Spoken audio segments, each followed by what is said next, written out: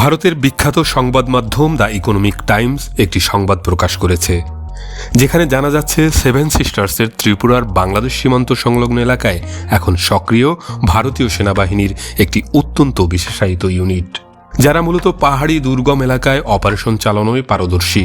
এ তথ্য নিজে জানিয়েছেন ত্রিপুরার মুখ্যমন্ত্রী মানিক সাহা। এরপর সেই সংবাদে একটি বিষয়কে খুব গুরুত্ব দেওয়া হয়েছে।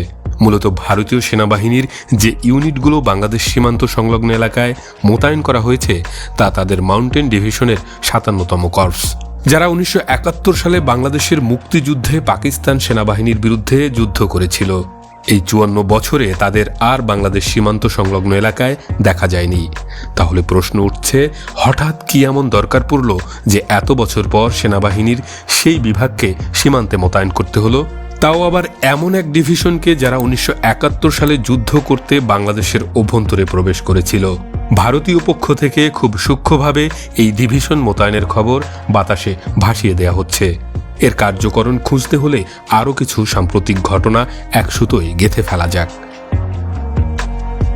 বিবিসি বলছে, গত মাসেই বাংলাদেশের উত্তর পূর্ব সীমানার মাথার কাছে দুটি বিশেষায়িত সেনাঘাঁটি স্থাপন করেছে ভারত।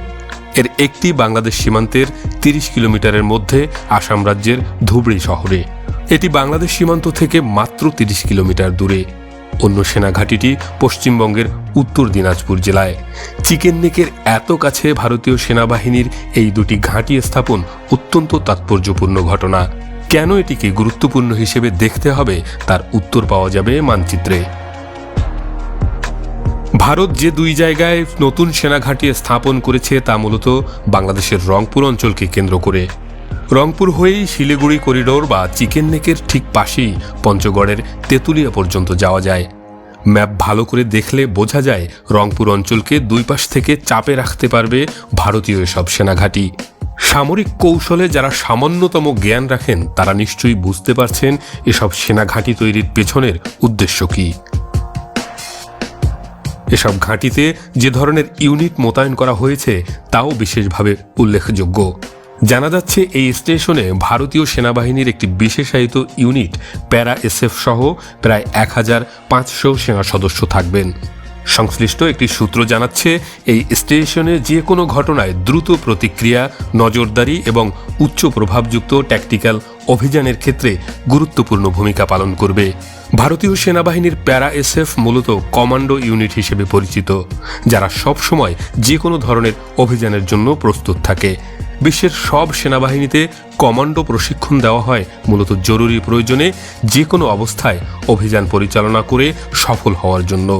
স্পর্শকাতর অঞ্চল এবং সময়ে প্রয়োজনে শত্রু ভূখণ্ডের ভেতরেও অভিযান চালায় কমান্ডোরা। প্রশ্ন উঠেছে, হঠাৎ কি এমন প্রয়োজন পড়ল যে ভারত বাংলাদেশ সীমান্তের খুব কাছে সেনাঘাঁটি তৈরি করে সেখানে কমান্ডো মোতায়েন করল? ভারত এখানেই থেমে নেই। এরপর আরেক বাংলাদেশ সীমান্ত সংলগ্ন অঞ্চল মিজোরামেও সেনাঘাঁটি স্থাপন করেছে। সেভেন সিস্টার্সের অন্যতম মিজোরামের সঙ্গে বাংলাদেশের প্রায় 318 কিলোমিটার সীমান্ত রয়েছে। সীমান্তের এপারেই রয়েছে রাঙামাটির ঠেগামুখ এলাকা।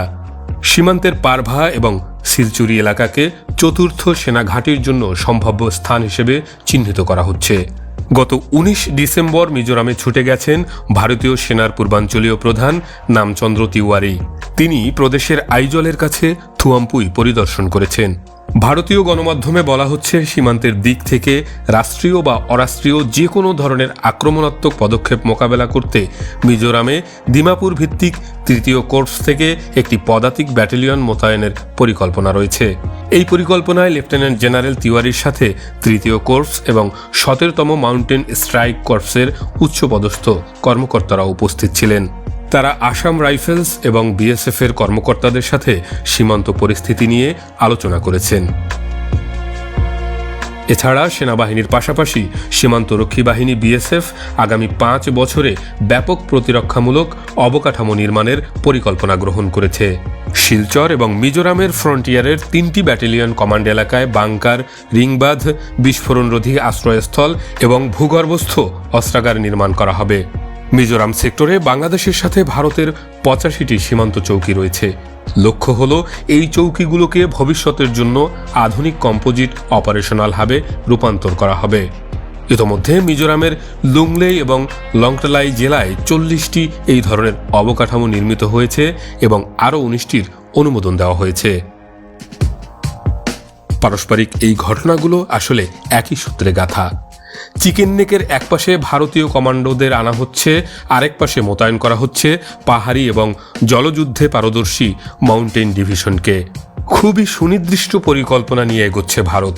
পরিস্থিতি বিশ্লেষণ করলে এটি পরিষ্কার যে সম্ভবত ভবিষ্যতের কোনো বড় সংঘাতের আশঙ্কাকে মাথায় রেখেই ভারত এসব সামরিক কার্যকলাপ পরিচালনা করছে।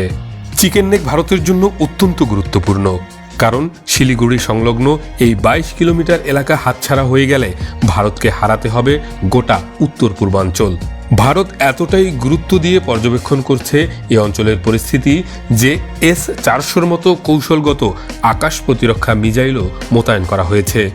জলপাইগুড়ির হাসিমারা বিমান ঘাঁটিতে সুখোই ফাইটারের পাশাপাশি এনে রাখা হয়েছে রাফাল যুদ্ধ বিমানকেও। এমনকি আত্মঘাতী কামিকাজের ড্রোনেরও খবর পাওয়া যাচ্ছে সীমান্তের ওপার থেকে।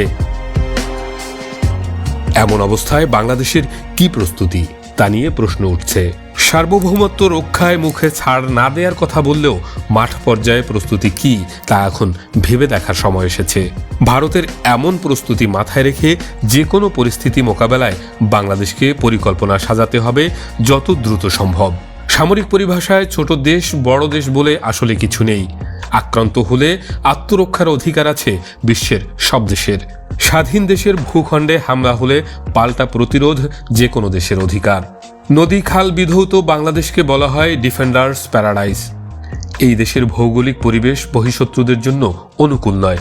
এটি হাড়ে হাড়ে টের পেয়েছিল 1971 সালে পাকিস্তান সেনাবাহিনী। এমনকি সে সময় পাকিস্তান সেনাবাহিনীর বিরুদ্ধে মে জুন মাসেই ভারতীয় প্রধানমন্ত্রী ইন্দিরা গান্ধী সেনাবাহিনী প্রধান শ্যাম মানেকশকে বললেও তিনি তখন অভিযানে রাজি হননি। প্রতিরক্ষার ক্ষেত্রে বাংলাদেশ প্রকৃতির অবারিত আশীর্বাদ ধন্য এমনিতেও। এবার সময় এসেছে সামরিকভাবেও শক্তিশালী হয়ে উঠবার। কারো উপর আক্রমণ নয়, কিন্তু আক্রান্ত হলে যাতে শক্ত প্রতিরোধ গড়ে তোলা যায় এ ব্যাপারে নজর দেওয়ার সময় এখনই।